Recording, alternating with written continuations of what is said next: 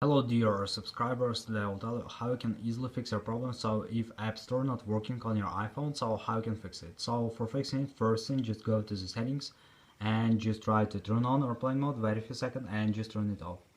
So after, if you're using Wi-Fi, just try to turn it off and turn on again, and if you're using cellular data or mobile data, just turn off and turn on again.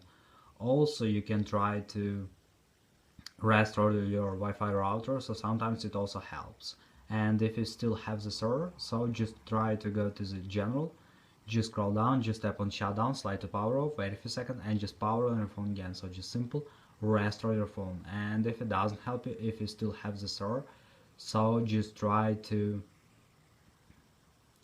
check updates for your iPhone. So just go to the general, in the general just open software update, and if you see here available update, just tap on download and install and wait until it will successfully install the latest updates for your iPhone. So thanks for watching, have a nice day, subscribe to my channel, click like, and goodbye.